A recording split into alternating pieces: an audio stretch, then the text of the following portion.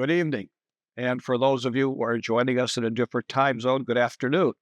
We're very pleased that you're here with us this evening for this conversation with three folks who will be talking about immigration with me.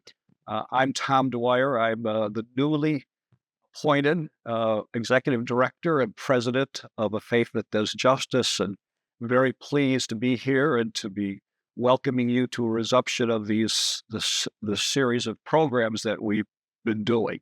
The programs have been done previously by Father Peter Gives, who was the founder of The Faith That Does Justice. And I'm very pleased and honored to be following in the footsteps and the path that he laid so well. I've been on board for about 3 months, and this is my maiden voyage in hosting these. So I hope you'll all be tolerant and kind with me as we get into it. We will be introducing our panelists in just a moment, but first I want to take a moment to just mention, of course, the very, very important news that happened earlier today with the appointment of a new pope. I personally am thrilled with the appointment. Um, Leo the 14th, as he will come to be known, or as he is now actually known, is a very important name because Leo the 13th, the previous pope that held that designation of Leo, is considered to be the father of Catholic social teaching. And the important part of that is that Catholic social teaching is all about being in the world. It's really about the mission of a faith that does justice, faith in action. Pope Leo the 13th, his predecessor Leo, is considered to be the father of Catholic social teaching. And it's for Leo the 13th, he did an encyclical in 1891 called Rerum Novarum, which really launched what is considered to be Catholic social teaching now.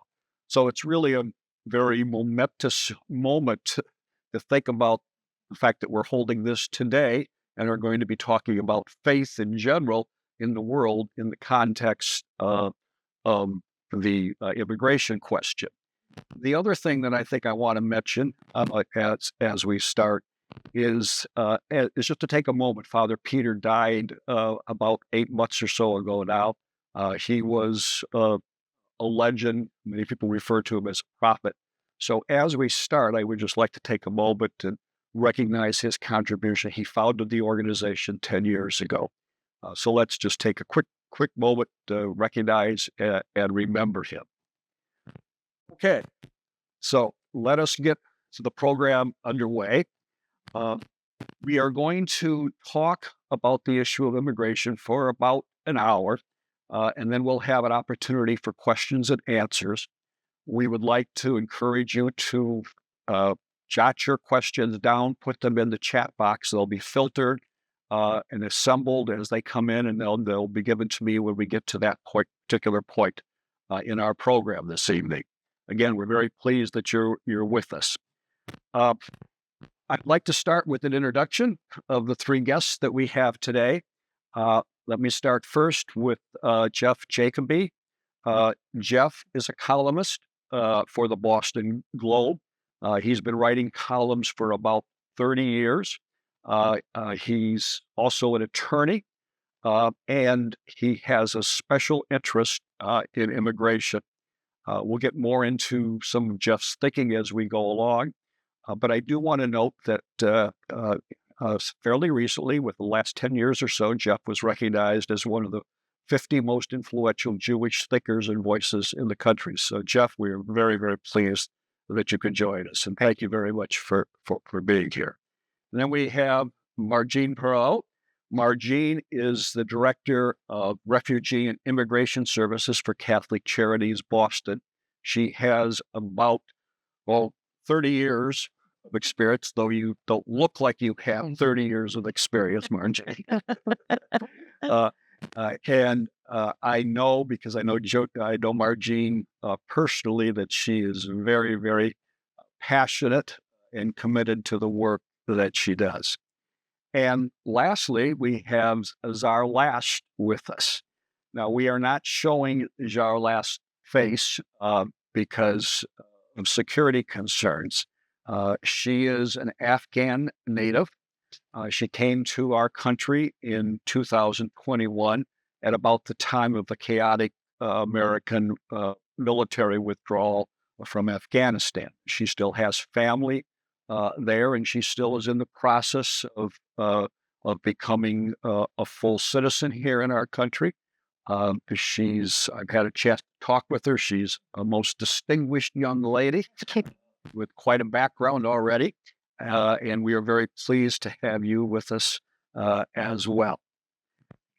So that's our panel. I want to also just say a few things as we get the conversation underway, very briefly. In doing a little bit of research for today's program, I happened to look back at the history of this particular series that we do. And Marjane, you may remember this, but the very first one that Father Peter did, I didn't realize it was the first one, was in 2017. And you actually were a fill-in guest at that time for someone that didn't show up.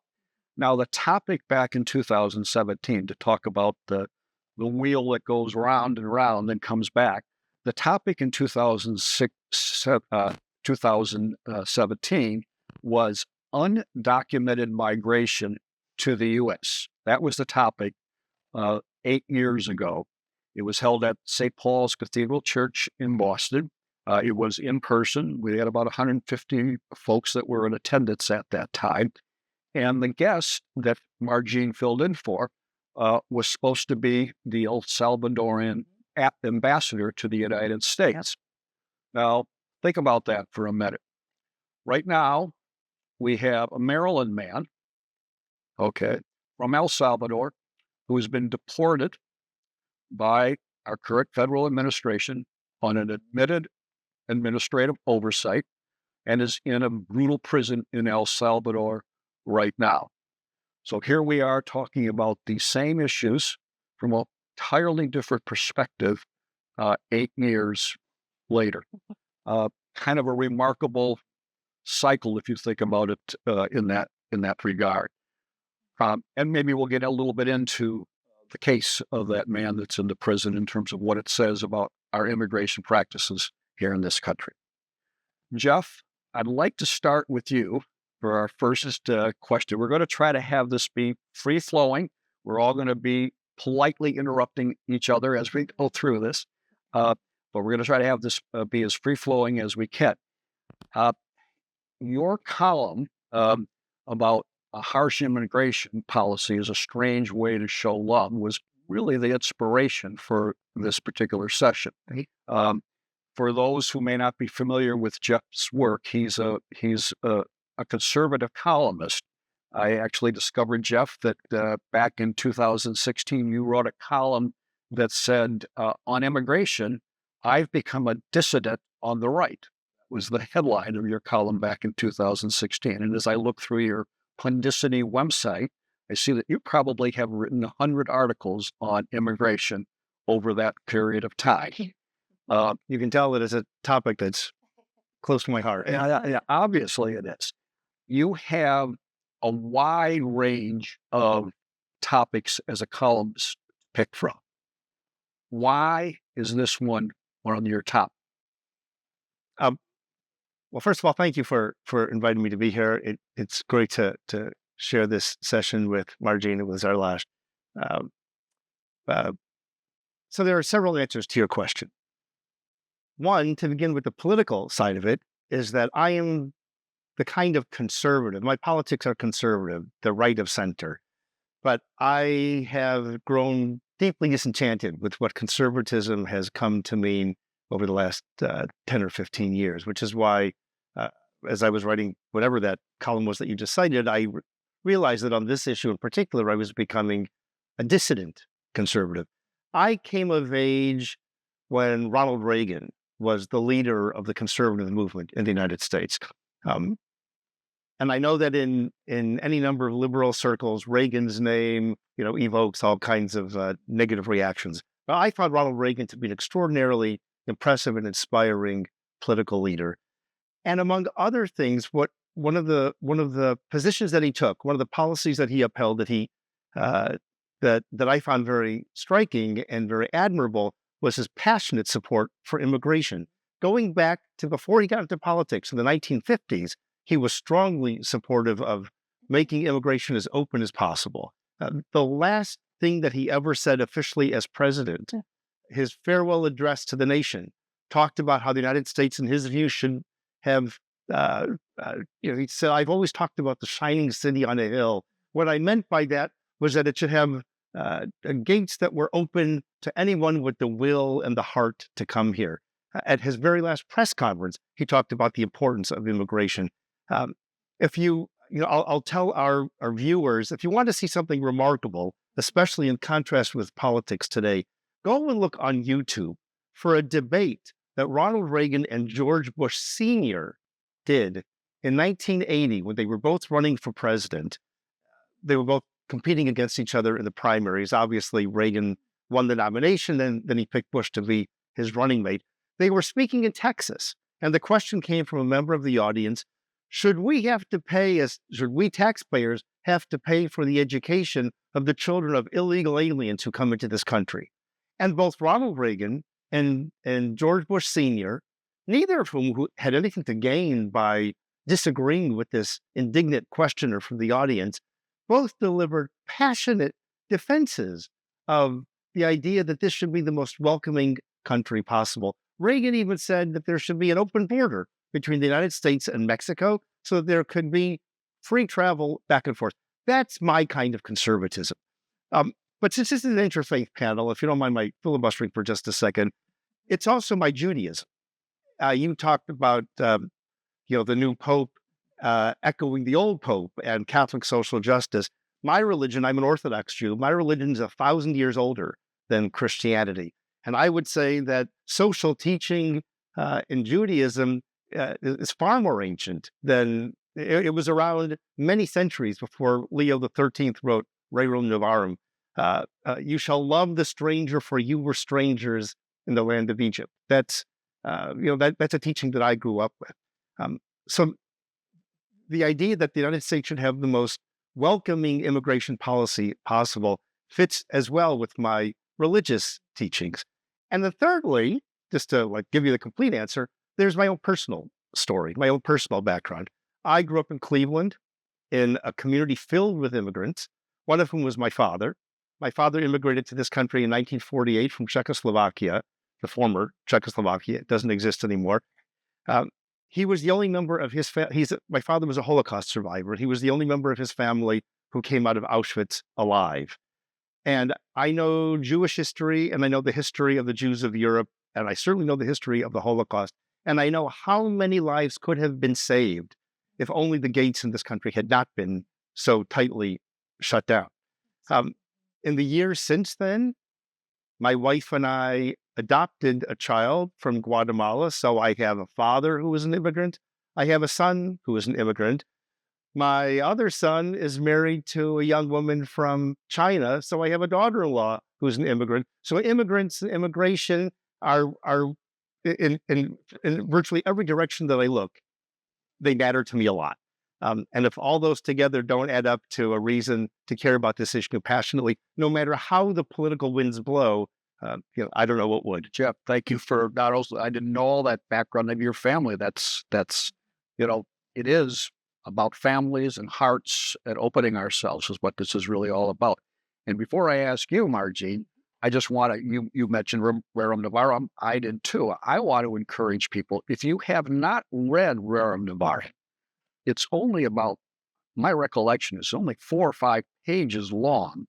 And if you read it, the language that the Pope uses, that Leo XIII uses in there, it's almost, today, even with today's lens, it's radical language. He's talking about workers' rights. He's talking about private property and common good. And it's a stirring call. It is really a stirring call. And it only takes 7, 8, 10 minutes to read that. It's something worth reading. Marjane, let me move to you. Okay. Cleveland. Did you know about the connection? You're from Cleveland. We just bonded over that. Yes. You've seen a lot that's happened over the time. This is obviously, you've told me a number of times about how unprecedented it is and what's happening in your office, what's happening to people.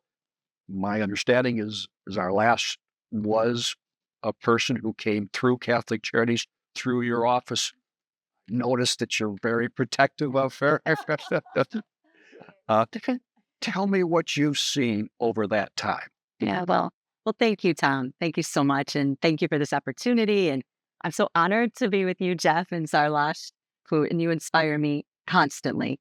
And so very, very blessed to be here. And I do recall that time back in October of 2017. In fact, I was looking at my remarks from then to prepare for this one. And I realized how some things were very similar and others were very different. Um, and I have definitely seen things change. And one thing, Jeff, that you had mentioned, you were talking about Ronald Reagan. And Ronald Reagan was instrumental in the last time we had any sort of meaningful immigration reform with the 1986, we call it IRCA, is the acronym, Immigration Reform Control Act.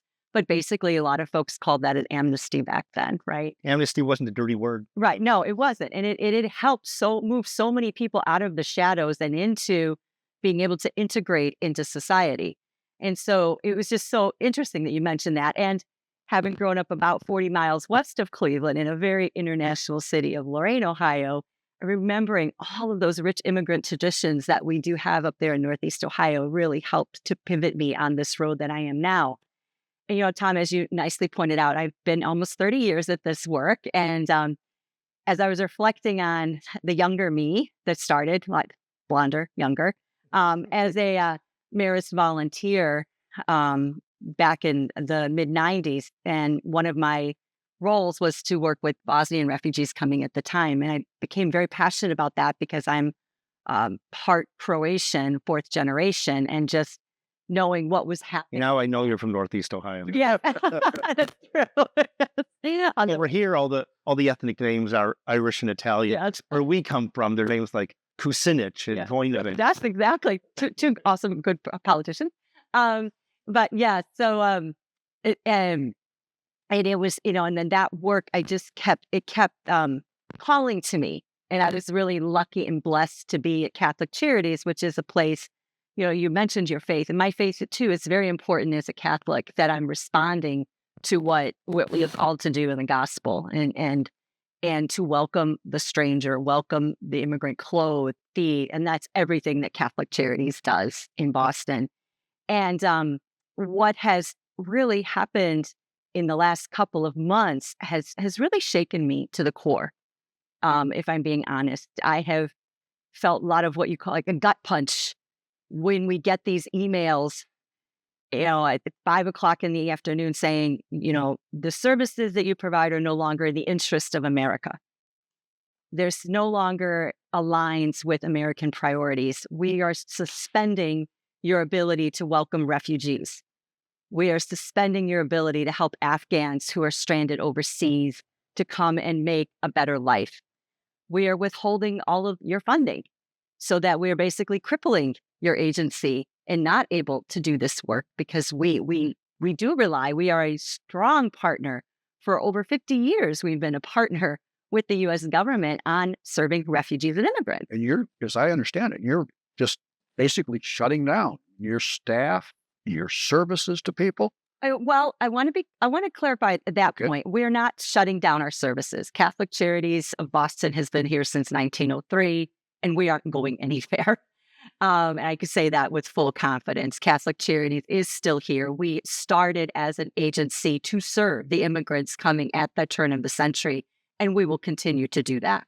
Our services might look a little bit different because we are not permitted to work with refugees.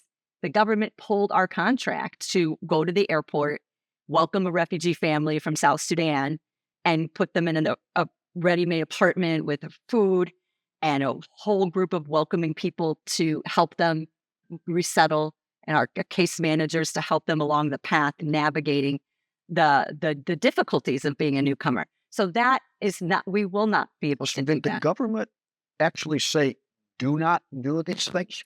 The government pulled our contracts. So we have we are an affiliate of the U.S. Conference of Catholic Bishops, who hold a contract with the State Department, which governs the movement of refugees. And so they sent an email to our headquarters, I think, and also a letter, maybe no more than 2 paragraphs. Your services are terminated. And so what that means is the government is not going to be bringing refugees to the United States in the way that they did before. And so all 10 agencies that do this work nationally were all shut down on February 20th. What happened to the contracts that are in place now?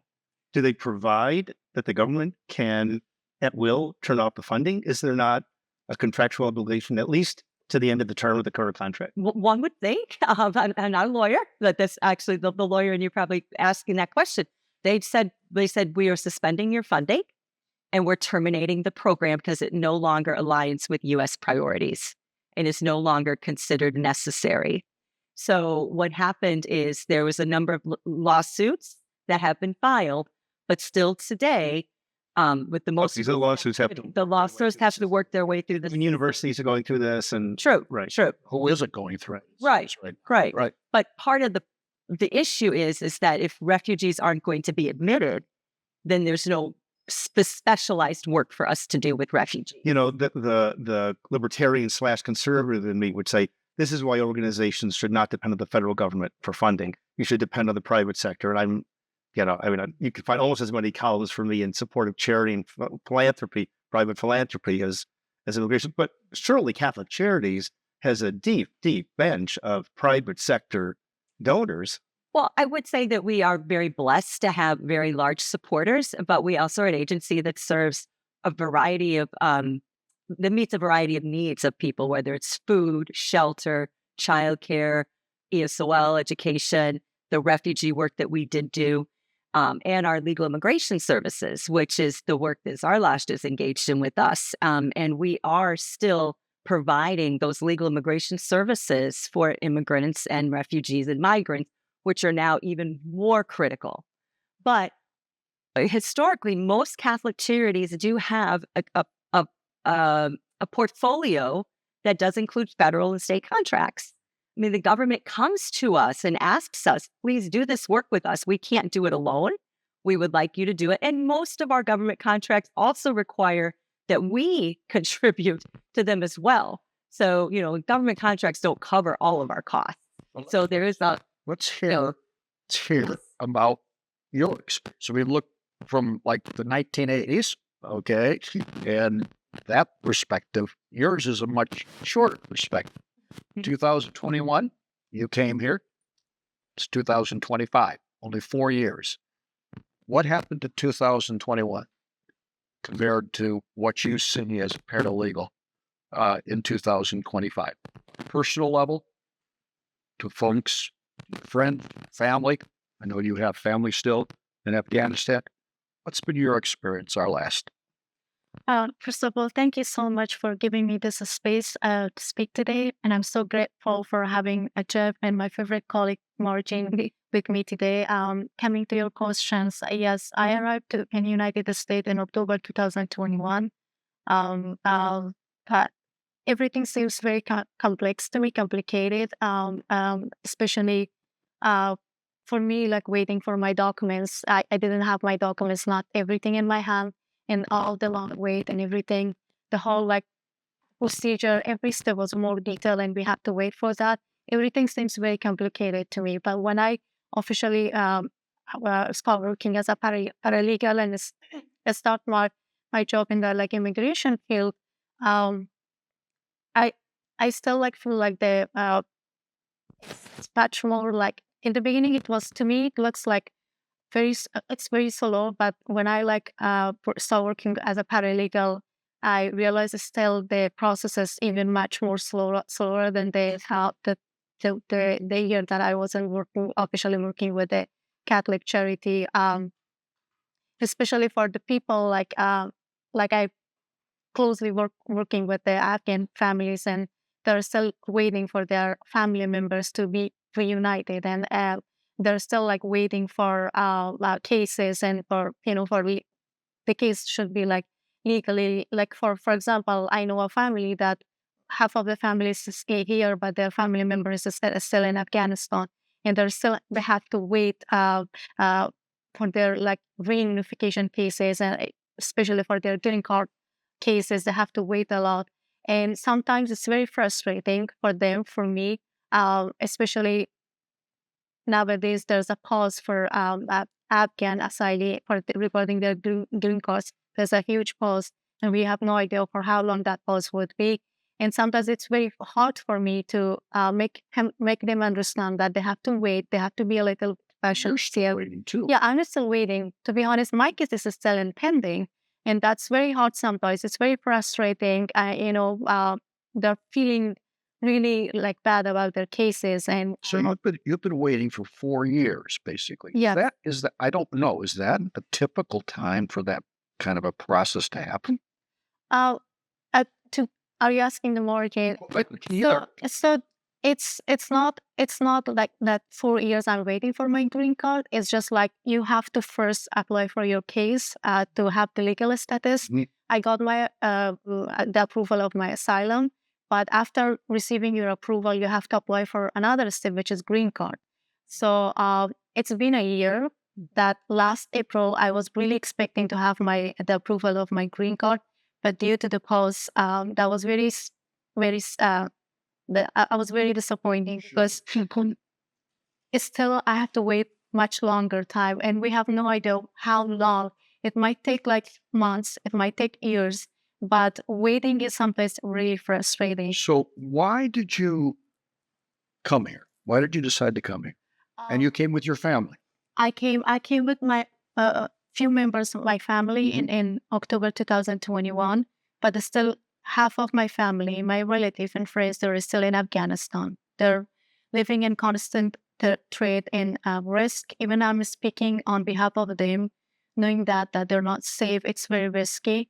Uh, you're aware of the situation, political situation in Afghanistan. There's no opportunity for women. They're suppressing every day. They cannot go out. They cannot work. Their children, especially girls beyond sixth grade, they're not allowed to go to school. It's been 4 years. They're deprived of their basic rights, and that's very sad. Knowing all of that, it's still I decided to come here and speak about them.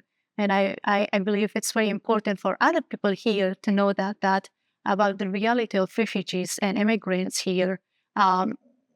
Not only what they've gone through there, but here. So you basically came because of the deterioration, the Taliban, Yes. the repressive environment that you were in. Yes, Okay. because I believe this country is the land of like Do freedom. you believe that today? I still believe that. This country is the land of hope and opportunity. But for having those hope, there's still barriers and challenges. And we can, yeah. Even though you've seen all this happening at the last 3 months, okay, I mean, it's really dramatically changed since January 20th. Let's not make any mistake about it. It's from just night and day in terms of what it was before. You still believe that this is a beacon of hope, freedom, and Yes, I still believe this land is the land of opportunity and hope. And as long as I feel alive, I'm safe. I know that my journey wasn't easy. I was welcomed with a lot of supportive and kind people like Catholic Charity Margin, but not everyone is as lucky as we were. Not every immigrants they have support. They have like backbone of like support, like financially, emotionally, psychologically. We had all those privilege. So I still believe I'm free here. I have access to education, but accessing to all those opportunities is not easy. You have to do hard working, and you have to do a lot of things. Would you not agree that the United States, despite the current turmoil, is still? what I personally, I don't know. I wonder sometimes about that. I mean, I want to believe that, Jeff. I want to believe that we still are the beacon of hope. And everything that you say, the reasons that you came here. But right now, it sort of is hard to see that light someplace sometimes. You know, there's You think differently? there's an expression I think comes from Adam Smith that there's a lot of ruin in a nation, meaning it takes an awful lot of bad things to happen for a very long time to actually ruin a country. Bear in mind, you know, it helps to know history and to study history and to have historical perspective.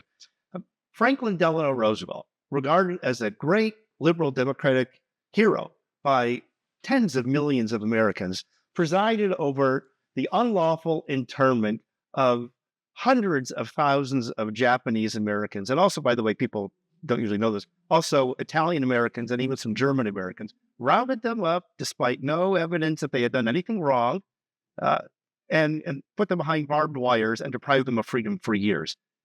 Would anybody have said, even in the midst of all that the United States was not a beacon of hope? Our history always has this yin and yang dynamic taking place. On the one hand, you know, we take pride that we are a nation of immigrants. On the other hand, you and I were talking about this the other day. On the other hand, hostility to immigrants goes back to the earliest days of American history. You know, you talked about 2017 and Margene being on a program then and talking about issues that we're still dealing with. Never mind 2017. Back in the 1730s, Benjamin Franklin, the great Benjamin Franklin, an American hero, was railing against all the German immigrants who were pouring into the colony of Pennsylvania and how they don't assimilate and they don't speak English and they're only talking in German, and you know they're publishing newspapers and they're gonna Germanize us before we get a chance to anglicize them. Benjamin Franklin was a great man, unquestionably a great man, and I don't detract too much from him because in the early 1700s, he didn't have the benefit that we have of 300 years of knowing what immigration is really about. But exactly the same arguments that he made against immigrants then have been made over and over and over again. Boston was the center. Boston was in the 1900s, the 1890s. It was the flashpoint. Boston was the place where the hardcore opposition to open immigration was centered, and some of the most anti-immigrant, nativist, xenophobic leaders in the United States in the late 19th and early 20th century were right here in Boston, and they were deeply influential in eventually passing the Immigration Act of 1924, which effectively slammed the gate shut for years afterward. And the same arguments made over and over and over again, in many cases by people that we regard in other fields as heroes. But you're not arguing, are you? You're not arguing that. I'm just saying, I'm not ready to push the panic button. In America. What should we do? I mean, you're not. I know you can't be arguing. You're a columnist. You're an opinion writer. You're an opinion maker. You're not arguing that we do nothing in this time. Just say that we naively say, "Oh, it's all going to be all right. We're going to get over it." No, I hope I'm not naive. After all these years, I certainly go tell I'm not naive. I'm just saying. No, I don't think anybody accuse you of that. But so what do we do? I'm just saying I'm not prepared to give up on the United States and on the impulse, of the good impulses of tens of millions of our fellow citizens, on the possibilities in the judicial system. As Margene mentioned, there are lawsuits being filed against so many of the things that the Trump administration has done, and I'm not ready to give up on this country, to assume that by the way, I would remind you, you'll back me up on this. You might remember, Tom, President Obama, who now again, the contrast with the Trump administration seems very dramatic to many people. President Obama was called the deporter in chief because so many undocumented immigrants were being rounded up and deported on Obama's watch. Right. So many of these things, it's a cycle that repeats itself over and over and over again. I don't want to monopolize, but I started writing a column at the Boston Globe in 1994. One of my very first columns was severely criticizing President Clinton for not allowing Haitian boat people to come into the United States.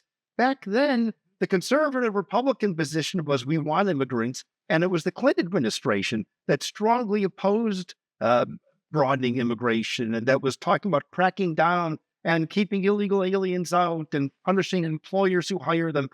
The cycle, the wheel turns, as you said. Let me ask But RG. First of all, I want to remind our viewers here that as you're thinking of questions, you can please add them to the chat feature.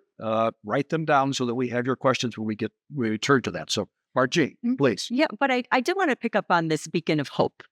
And I want to just mention that at Catholic Charities, every day we do see people who still believe in that beacon of hope, right? Yeah. We had a room full today of Haitians that were here to get a consultation with our legal team and to find ways for them to be able to stay here long term. And our team is so committed to helping make that happen. There are still rules that can be followed and applications that can be filed, and people every day trying to get jobs to make better lives for their families. I mean, Catholic Charities is all about hope. I mean, we get to see it, and that's one of the reasons I've stayed in this work as long as I have, because we do see people trying their best despite very difficult circumstances. Right now it is scary for somebody to come and stand in a line for a bag of food at a pantry.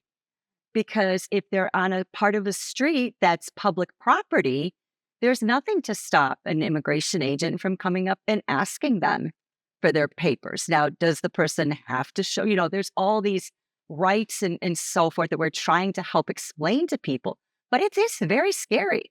And we know that, and we want that our Catholic Charities offices are a place of welcome and safety for folks. And we also we take our services out into the community as well, so that we can be meeting people where they also feel safe. But despite that, people are trying every day. I mean, we, of course, have thousands of cases on backlog that we're still representing them. And we were expecting many of them to arrive. Mm-hmm. We were waiting for a young Somali woman named Samira. We hoped we would be able to get her out before the refugee ban took effect. She was overseas in Addis Ababa, where she'd been living as a refugee since she was in her 10, 11 years old. She's 24 now. Our attorneys have walked her mother through the whole process of getting her here. She had finally gotten her visa, went and got her travel documents. She was almost ready for departure. You know what that means, right?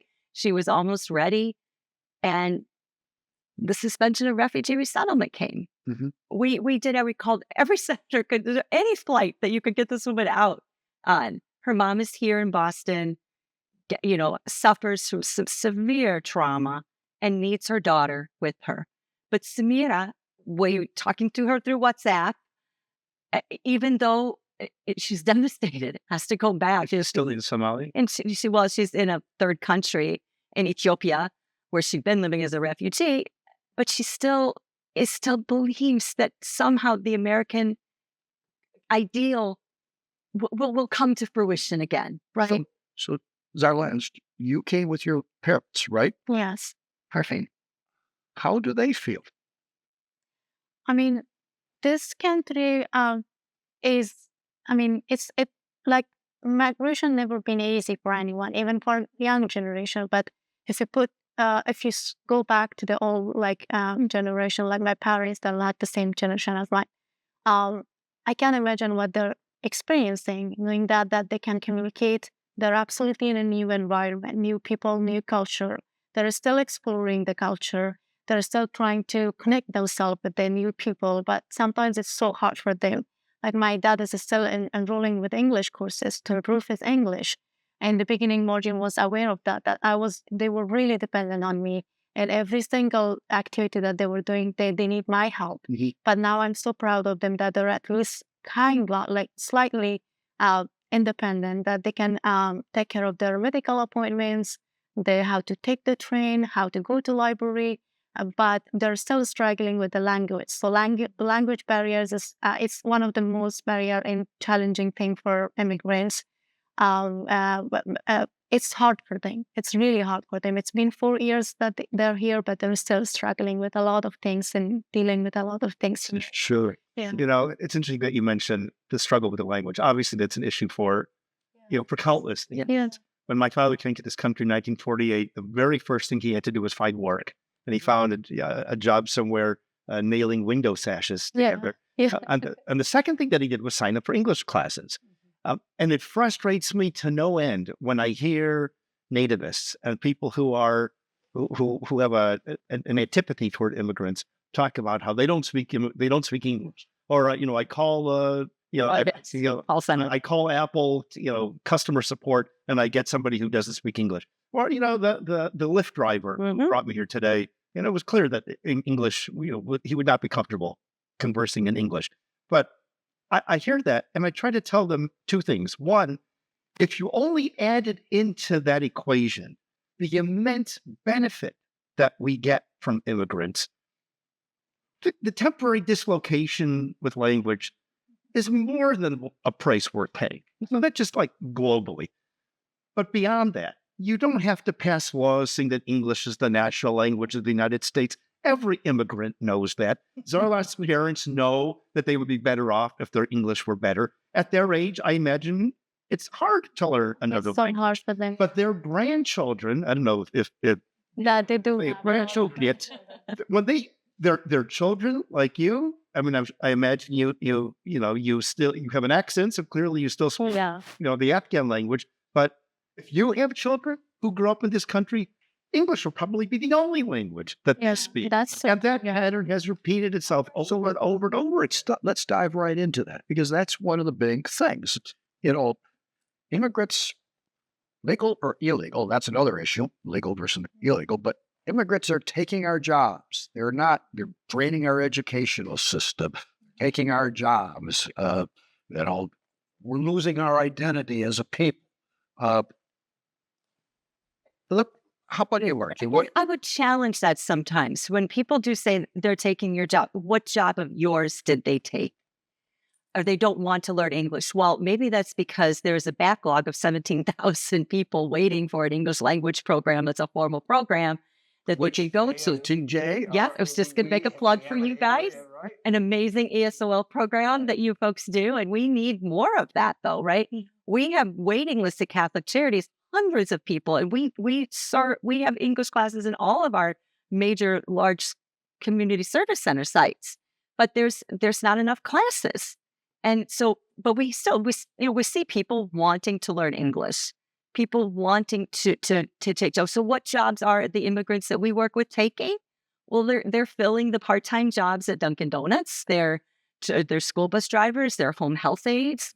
They're doing work that many people don't want to do that have other types of opportunities available to them. You can go back 100 years and you can hear Henry James, the great intellectual author Henry James, complaining about the polyglot of ugly languages that he hears when he walks in Boston Common. The same arguments kept made over and over again. Same thing with jobs. On Sunday, Tuesday, and Thursday, immigrants are stealing our jobs. On Monday, Wednesday, and Friday, immigrants are lazy and they just want to go on welfare.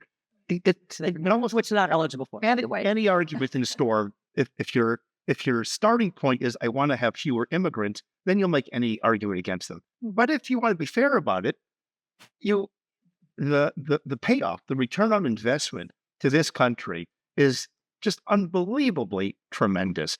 And nobody comes to this country. I won't say nobody. Maybe, you can find some tiny sliver of people, but overwhelmingly, it's been repeated and replicated and confirmed in study after study after study. Immigrants in this country are far more likely to be entrepreneurs, far more likely to work 2 and 3 jobs, far more likely to start new companies, Right. To get Right. They don't commit crimes at the same. far less likely to commit crimes. Yeah. Immigrants are not eligible for federal forms of welfare. Yeah, So many of these things we don't want them to have driver's licenses so that they can support themselves and have dignity. I mean, we are a contradictory people. That's for sure. We definitely are. History shows it. You've demonstrated it. I mean, and we can change very quickly. And you're What- back to your point about having hope. Tom, have some hope. Don't be so dark and looking at You these see, things. too, we also have to start. I'm constantly trying to reframe this as an issue of a human being in front of us, right? My faith calls me Margie. to look at the face of everyone and see the face of Jesus or Mary or any one of those saints that I happen to like, you know. But that's where I think maybe we're going to continue to repeat history. Kid, my mother used to say that she had thought of naming me Jesus when I was born. That she didn't think it would fly at the Hebrew Academy. Probably not. No, they wouldn't have said Jesus either. But but if we don't start seeing each other as a human being, as this is my sister sitting next to me is Arlash, and this is my brother Jeff. I'm a Catholic, you're a Muslim, you're Jewish. If we can't start breaking some of that down, and that probably does sound naive on my part, right? Thinking that we can, but we're going to keep continuing this history, right? We will. I disagree with you a little bit. It's not certainly what you say is ideal, and it would be lovely if everybody looked at everybody else as brothers and sisters. But it's also not necessary if you think about the benefit that you gain from having the other person here. Voltaire, who was, the great French cynic and writer, talked about how in the London stock market, the Jew, the Christian, and the Mohammedan, as he said, all come together and are completely with no interest at all in each other's religion. They want to do business together. They want to make deals together.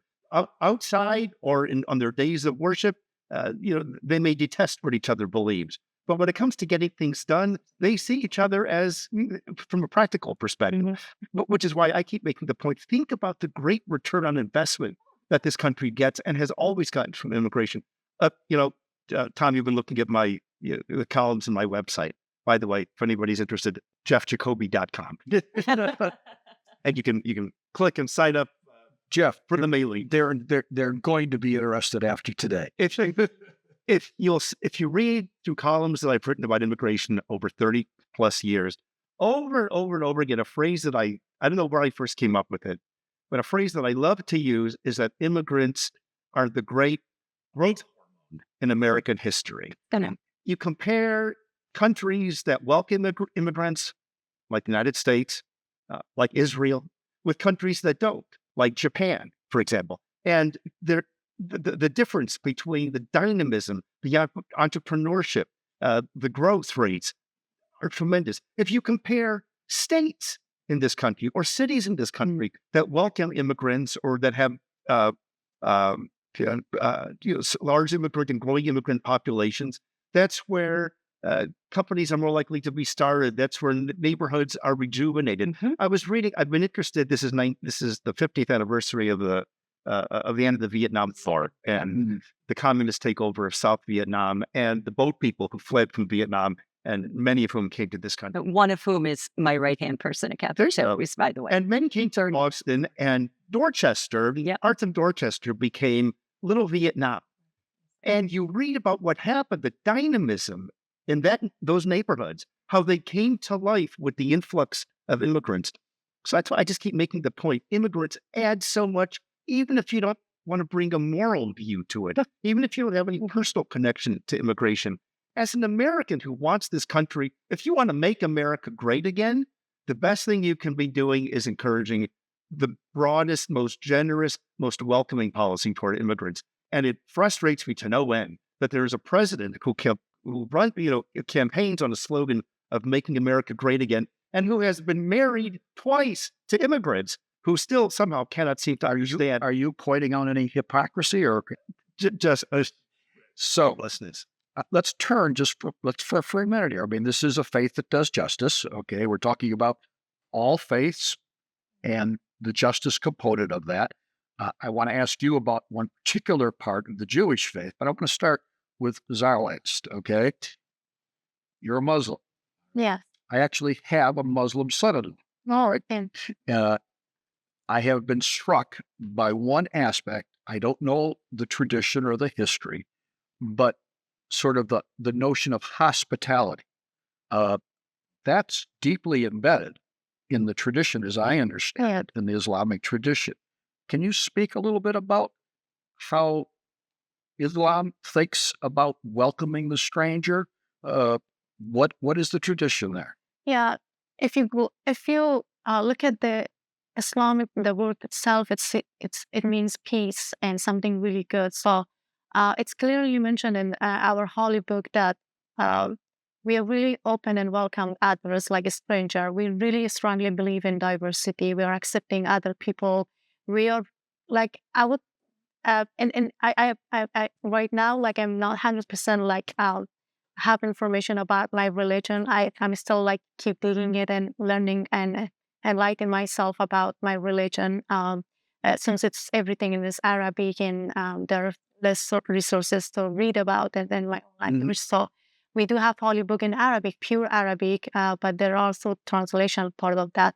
But when you talk about the hospitality, it's more like, to me, it's traditional than like in something related to my religion. So if you look at go back to the history of Afghanistan, they're really like friendly and they're really hospitalized. They're welcoming everyone, treating with a lot of good foods. If you look at our foods, it's very delicious. It's delicious. It's very My colorful. son has an outstanding cook. Yeah, it's very colorful. And when there's a stranger, we consider them as the guest of God, and we're always open our doors for them. So we're welcoming a stranger. So there's And the other thing, I mean, I've talked to my son-in-law and actually to his brother, and the other Islamic tradition, as I understand, or the Islamic belief, is that you take care of your family.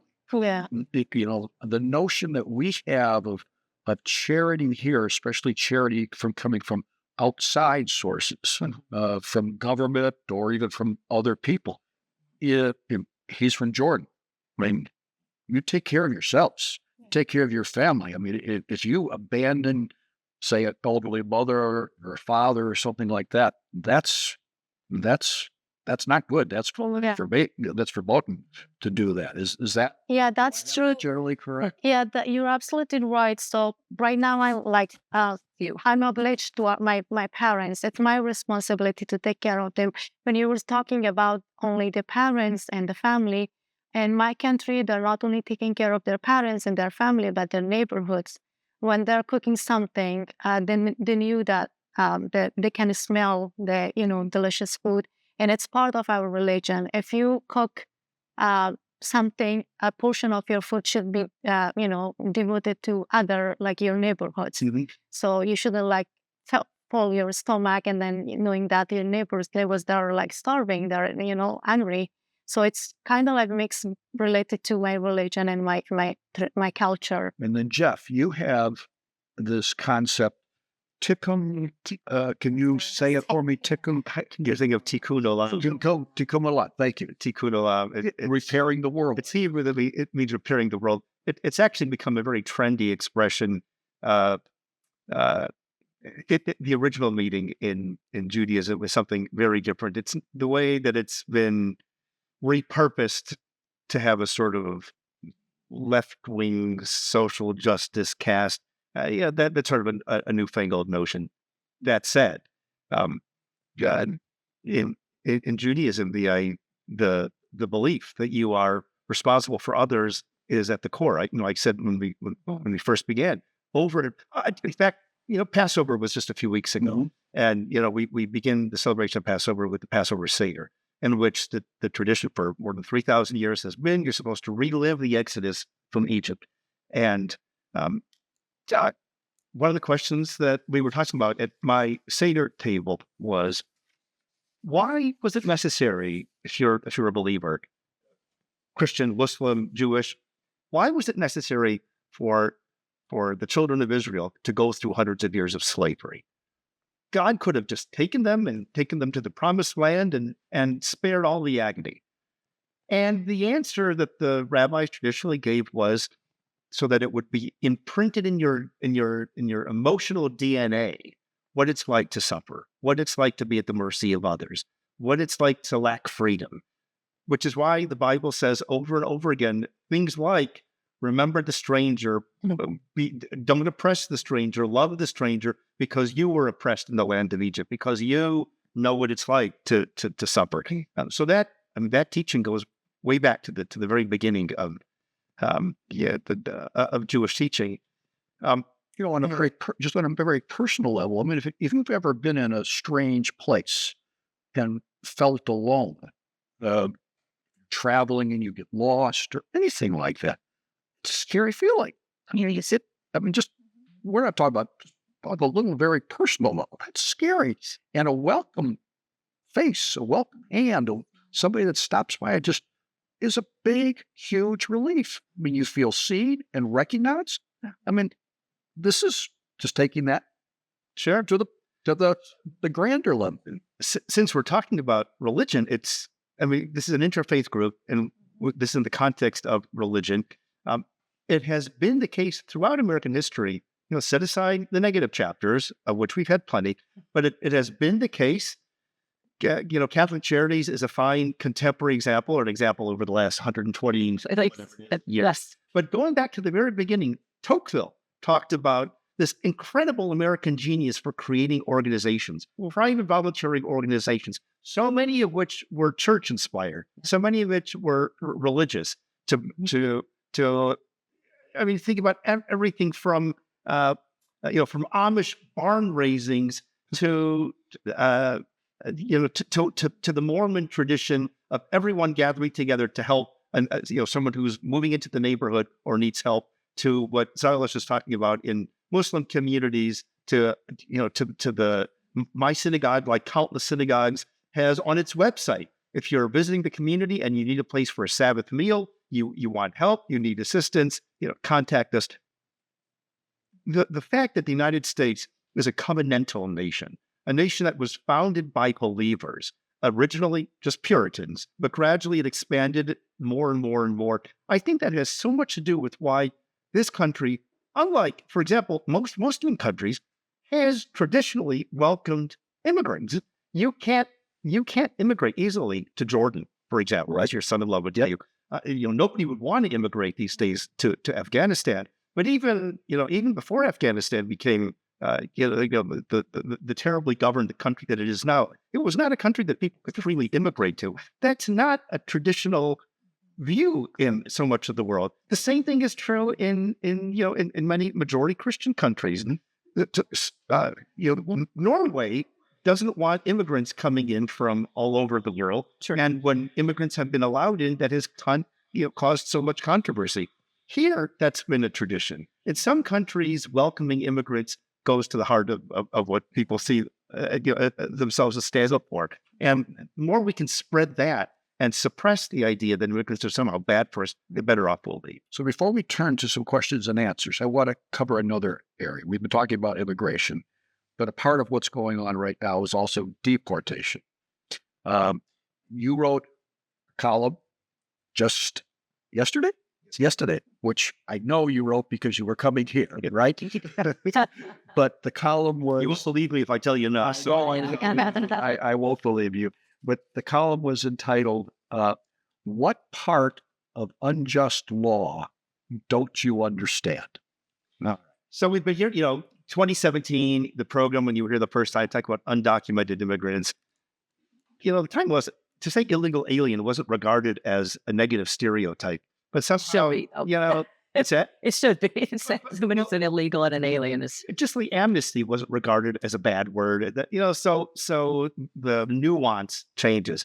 But one of the arguments made, if you can call it an argument, by people who are hostile to immigrants is that I'm not against immigration. I'm just against illegal immigration. I have nothing against people who come to this country legally. I welcome people who are prepared to stand in line the way my ancestors did.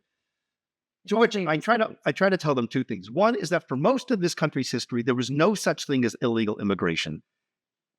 All you had to do to immigrate to the United States was get on a boat and come here. You might have needed papers to get on the boat in, wherever you came from. Mm-hmm. But once you got to Ellis Island or whatever port of entry you came here, you were welcome. You did not have to have an immigrant visa. What Zarwest is going through and what her family is going through now, that didn't exist until the 1920s. There was no such concept as illegal immigration. So when you say how your ancestors followed the rules, your ancestors didn't have any rules to follow. They just came here, and anybody who came, with minor exceptions, was permitted to stay. There was one big exception, the Chinese Exclusion Act of the 1880s. Basically, it was a terrible racist law that essentially barred anybody from China from immigrating. Other than that one big exception, anybody could come to this country. So that's number one. But number two, even today, when people talk about, I'm only opposed to illegal immigration. Well, if that's the case, isn't it obvious that the best solution to the illegal immigration problem is to make legal immigration as easy as possible, to expand it to the maximum degree conceivable? Are you in favor of that? And they never say yes. So when they say, I'm only against illegal immigration, I'm deeply skeptical. Well, and I think you have to understand how hard it is to legally immigrate to the United States. Our immigration laws, I've been doing this 30 years, and I've been fighting for, in this modern times. I have been fighting this need for comprehensive immigration reform. The last time there was any immigration reform was 1996, and that reform was not really favorable to immigrants, right? And so the last time there was any blanket amnesty or ability for people to get right with the law was in 1986 with Ronald Reagan's law. And so it's very difficult. Made it possible for, I think it was 3 million yes. Undocumented migrants from primarily Central America to embark on the path to citizenship. Right. And sorry to interrupt. When people talk about how more immigrants and how amnesty will make the country worse, what happened in the decades since 1986? Did this country go down the tubes? Did we get poorer, or did we get wealthier? Is there any evidence at all that 3 million more citizens, and that 3 million, legalizing 3 million people from Central America somehow made this country suffer more? Clearly not from where I sit, but this is why Catholic Charities we have legal immigration services. We hire paralegals, immigration attorneys who work at very, very small salary to help people get into some of those pathways. But I mentioned we have caseloads, our staff carry caseloads of 100, 110 apiece, because cases drag on for 10 or 15 years right now because our immigration laws are so broken, so convoluted.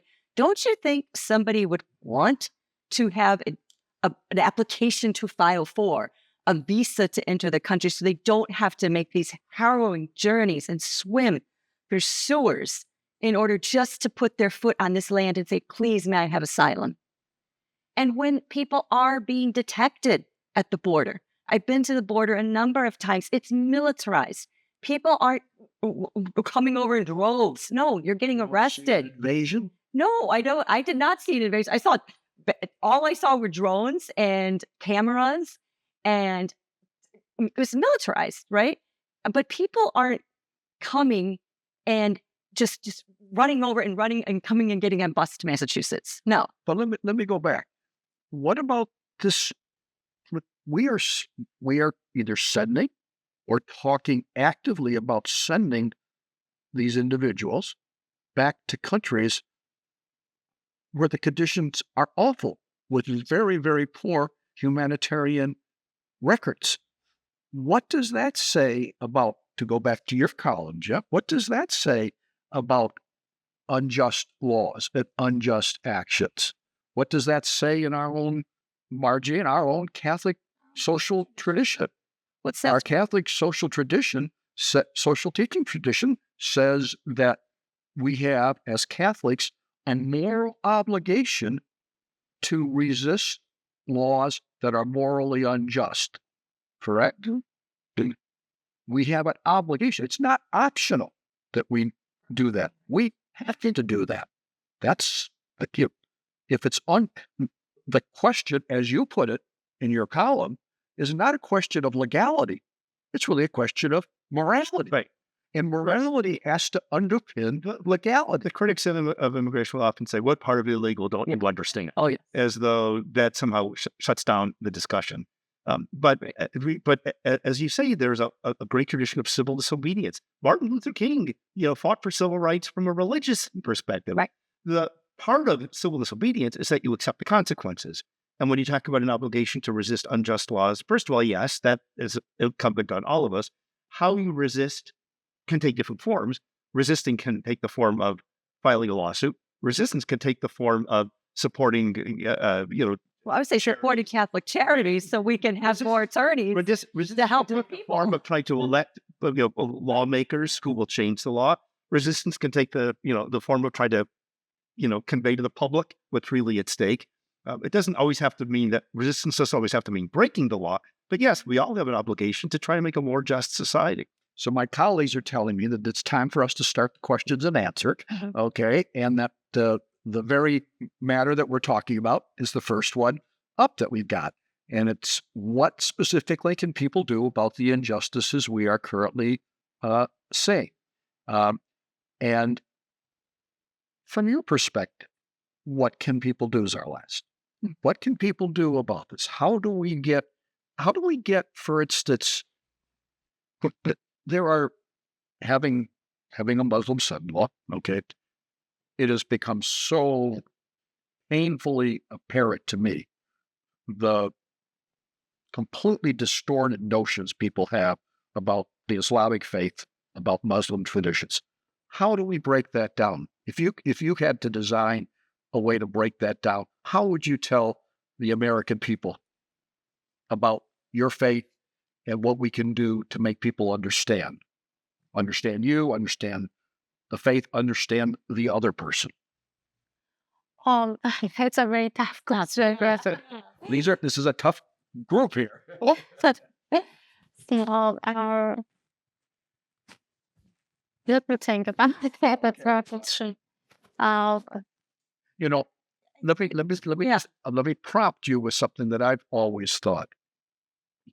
Stories, personal encounters. We can sit here and talk all we want. I like to talk about the fact that what do we remember from Scripture, the Bibles? We remember stories, don't we? I mean, the stories are always illustrating a point, but they're stories of people engaged and doing things and people responding in different ways. And I mean, that's what the Bible and Scriptures are full of. That's what we remember. That's what really moves us, not statistics. I mean, statistics are important and everything else. But what really moves us, right, is what's in our heart. Yeah. What really moves us is for me to get to know you, okay? It's the culture of encounter that Pope Francis, the dear Pope Francis talked about a lot. How do we get that creating some of those encounters? So how do we do that? I mean, you do that already at a faith that does justice. People can come and volunteer at a place like yours so they can start to meet other people. If we don't start meeting one another and coming out of our immediate circles, we're going to continue to have fear. And fear is what, for me, seems to drive so much of this anger and not knowing people. The people that come up to me and are very angry with Catholic Charities for doing this work, have not encountered a Zarlash or a Kit or a Ruth or the other people that work in my office who were themselves refugees and now are giving back to the community because we're in our little bubbles so many times. And so until we start to try to have meaningful encounters with people, and what does that mean? It means even just doing something like volunteering at a food pantry. Maybe we're seeing immigrants, but you're also seeing the face of poverty. And so if we don't start to encounter each other and really see also where it could have been me. It could be me in that line waiting for a bag of food. It could be me who had to flee my country. But I was so blessed to be born in Lorain, Ohio, to a white family. But it could be, I think we all need to kind of try to remember that, because we seem to get very selfish among ourselves and not remembering the humanity that exists in all of us. Okay, but to talk about encountering, Tom, I will speak the liberty here of pressing you as saying that having programs in which everyone who participates already agrees on the basics maybe doesn't move things forward very much. I would agree completely. And maybe if faith does justice, should be thinking of how to craft programs in which you bring in which you bring people who have a very different perspective and whose inclination on this issue is the opposite of yours, and find ways to to reach across that barrier, either to convey ideas or to make human connections. There's so much social science literature that shows that when you have those kind of conversations, that it begins to make more of a difference. Presumably, everybody watching tonight and all of us here are, I'm going to guess that virtually everybody is on the same page, on the basics. How much progress does that make? Right. So I just phrase that as something to think about. It's a very valid point. Is that, I mean, in a broader sense, Jeff, is that not one of the basic problems we have right now in this country? Is that we are all we're all at our own age. So I would change. We can't find I work for a newspaper that's considered quite liberal, and my own politics for the most part are right of center. And I made a career of trying to reach across the ideological barrier. It doesn't always work. Believe me, I get plenty of nasty mail, and I hear from people all the time who say, "I never agree with you on anything, but this one time I do." Or so. Yeah. So people who longtime readers who never really thought much about immigration until they decided they didn't like immigrants, all of a sudden have decided to tell me, "Oh, it's only because you work for the Globe, but they've worn you down, or you just got Trump derangement syndrome." And that's what's. And I tell them, I'm arguing the same points on this issue that I've been arguing for 31 years. Maybe you're the one who has undergone a change. So I'm a great believer in trying to make an argument that people can access, that people can understand. You won't always win every argument. You don't even have to win every argument. I tell people I'm not preaching to the choir. I'm writing for the benefit of people who may or may not agree with me, but who are open to hearing a reasoned argument. And the best response that I get, and I say this after more than 3 decades in this business, the best of all possible responses is when people say, "I never thought about it that way. You've given me something to think about." Or I thought, I knew what I believed, and now I'm reconsidering. Those are wonderful. And that opens up the possibility of human reason. I read a number of years ago, I don't remember who was the opinion writer that wrote this particular one, about Congress. And the opinion writer's point in this was that Congress is so dramatically different today that it was, well, I'm not sure what his period was, but let's say it was the Reagan era, where the Congress folks stayed in town, did not flee back always to their districts, and got to know each other no matter where they were on the side of the political aisle. On a personal basis, they got to know their kids' names. They might go to parties with them. They might go to sports events with their kids and see them there. They would have lunch, meals with them, and so forth. They got to know them on a whole different level than the ideological divide that we have right now. And he was lamenting that, whether right or wrong, his view was that dynamic has been lost in our current Congress. People don't get to know each other. That's what we're talking about. The power of encounter, right? The culture of encounter. Well, we stay in our echo chambers. So the question again becomes, how? How do we break down? I've been to different seminars about how you talk with people that disagree with you. Anybody have any ideas? How do you do that? I do it through the newspaper. Yeah. Well, you have a You have platform. it. You have a platform. What a thing. Good gig. But I, not to pat myself as a back. I think it helps if you don't. I mean, really, I try not to preach to the choir. I try not to write columns only for people who already agree with me. And when I was younger, I might have been a little bit more vociferous or a little bit more, harsh in some of the ways that I would express things. As I've gotten older, as my hair has gotten grayer, as I've acquired a few wrinkles, I've come to realize that that's not the way that you're going to make any progress, especially in a society that has grown so polarized. So I'm constantly looking for ways to try to acknowledge a point that the other side believes and work from there. So, for example, in the column that you're kind enough to mention that I wrote yesterday, what part of unjust law don't you understand? So I said to, as it were, I said to the Trump supporters and to the MAGA, loyalists, who said during the whole campaign last year, the January 6th people who were convicted were unfairly treated, or the supporters of Trump who said the prosecutions of Donald Trump weren't fair. If you genuinely felt that way about those cases, can you at least begin to understand that there are a lot of reasons why people would feel something similar when it comes to the whole immigration debate? So my answer to your question is find something on the other side that you can work with. You don't have to agree with it, but use that as a jumping off point to expand to a larger argument that might open some eyes. You're of a different generation. How do we do it? Do we go on TikTok? Yeah, do we go on? That's what we have to go on TikTok. Do we do it on Facebook? I think Facebook's passed now. That's past. Yeah. Okay. What do we do? How do we? Is that true? How do we do that? How do we? Isn't Zuckerberg still? How do you think we get to? How do you talk with people? I used to be really active on Twitter. It's now called X platform, which I don't like it anymore. I recently quit the platform. I was distancing myself from social media.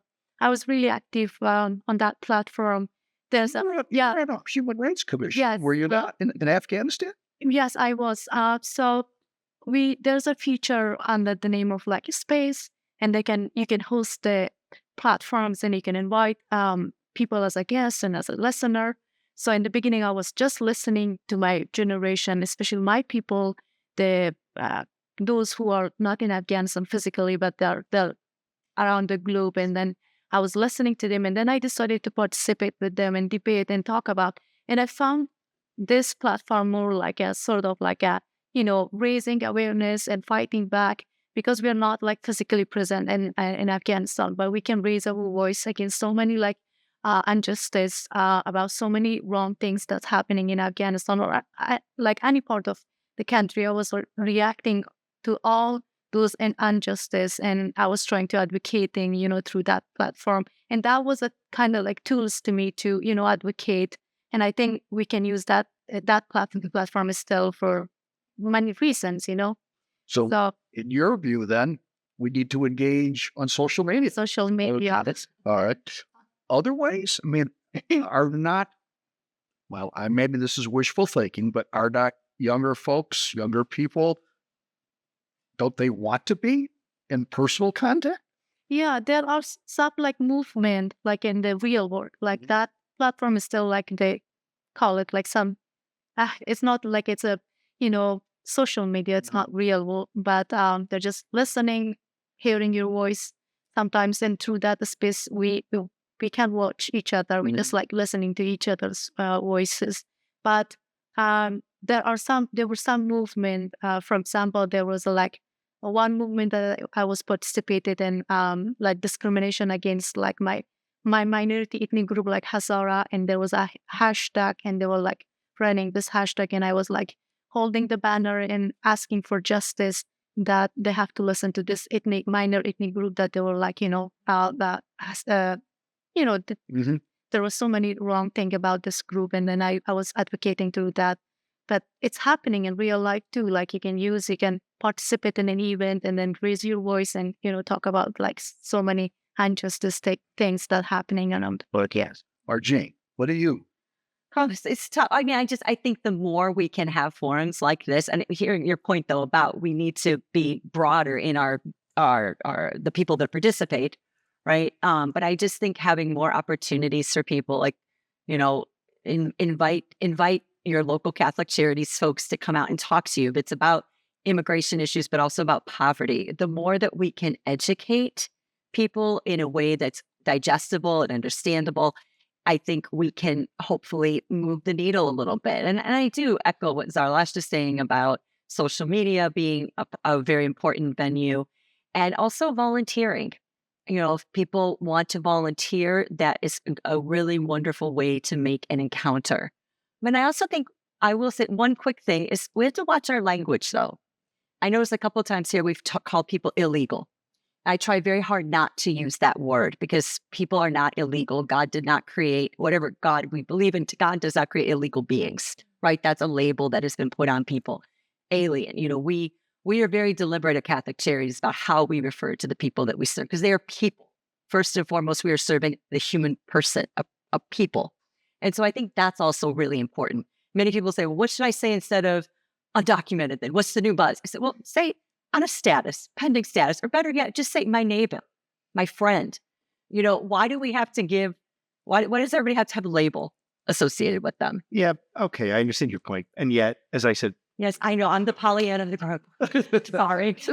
that's not Pollyanna. It's just that the nuances that go along with language change over time. 30 years ago, the term illegal alien had no negative context. Amnesty, as we mentioned, had no negative context. Sometimes so much effort is put on demonizing terms that you sometimes lose sight of the larger point behind. You also dehumanize people, though, sometimes. It depends. Is that your intention or is that not your intention? But I just think language is always important. When, to go back to something I mentioned at the very beginning, when Ronald Reagan and George Bush Sr. in that debate were talking so enthusiastically and so youngly and so almost lovingly about how we need to open up the doors to illegal aliens, they didn't mean it with any kind of dehumanizing context. Yeah. I would offer a different, or at least an additional layer here, which is recognize, have a bit of humility. We all have to. That's so And good. as much as you want to change the world, you're not going to change the world. It falls to very, very few of us to change the world, to change even our community. You can spend 30 years working for a philanthropic organization, and that come to the end of your career, and there's an awful lot of injustice that you haven't even begun to make a dent at. But people ask me about being a columnist. I tell them I've been giving the world advice for more than 30 years. The world's worse than ever. So you got to have some humility about how much you can achieve at that level. Instead, maybe we should all put a little more effort into modeling the kind of behavior that we would like to see in other people.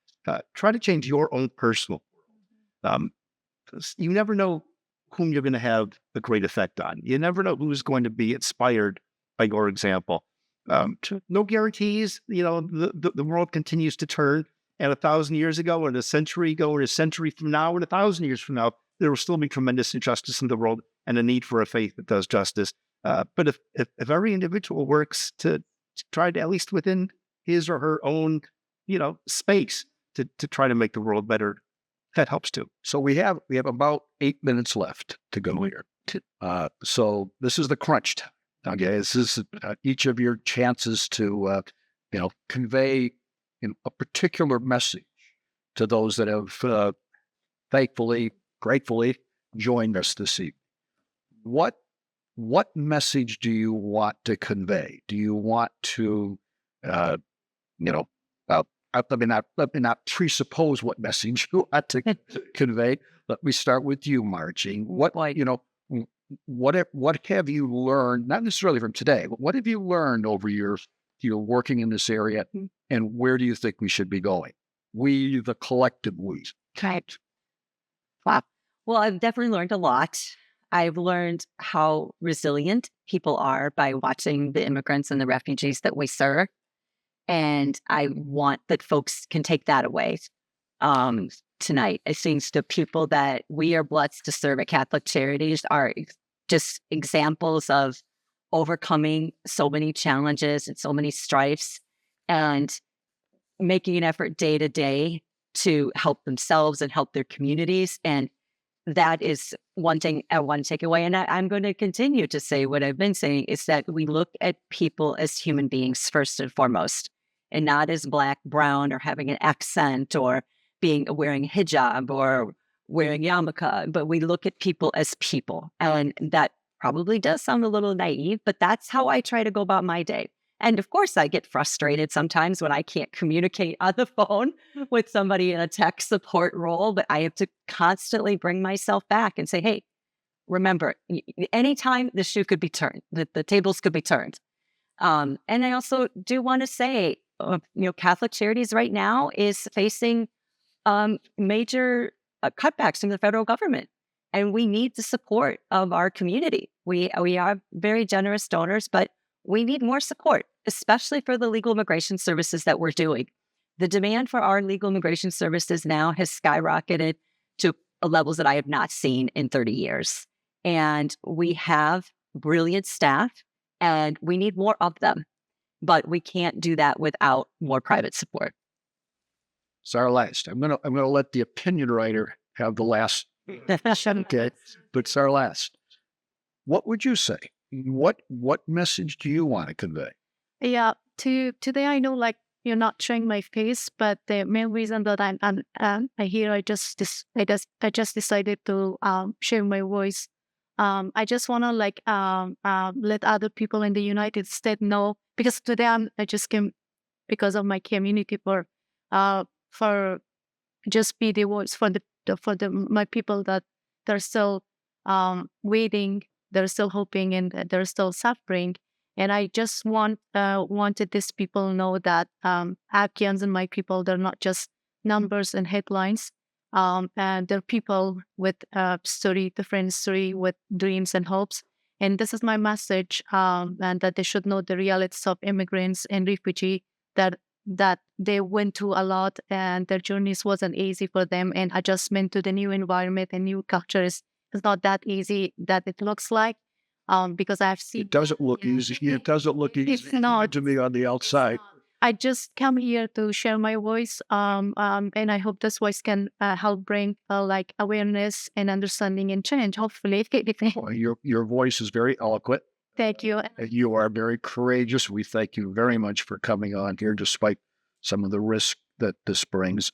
I think it's important to let our viewers know that you are also just recently accepted to the Fletcher School of Law and Diplomacy, and that you would like to, Jeff, you can talk to her about whether it makes sense to be a lawyer or not afterwards, but that's one of her goals. Maybe be a diplomat, not a lawyer. With this degree, unfortunately, I can be a lawyer, but my main goal is to become a lawyer in the future. I know with this degree, the LLM is just for 1 year, but there are a lot of like pathways that by having this diploma, it can be opened. And I'm so blessed to enroll in that school. So I'm very excited about my school. Well, I think we are all just on this Thanks for me. very, very happy that you are here. Thank you so much. Jeff, I'll the opinion right. This has got to be weighty, Jeff. I'll have to close with something a little bit different. For all that we're talking about current politics, current policies, and current controversies, I envision and I want to encourage people to at least think about something that right now seems completely inconceivable. I want to go back in this country to the system that existed before the 1920s. I want it to be the law in this country that we have open immigration.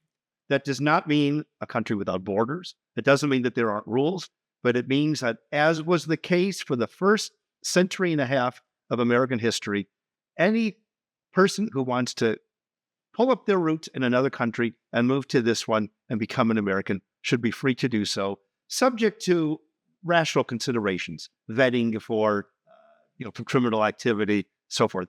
But in general, it was always the case.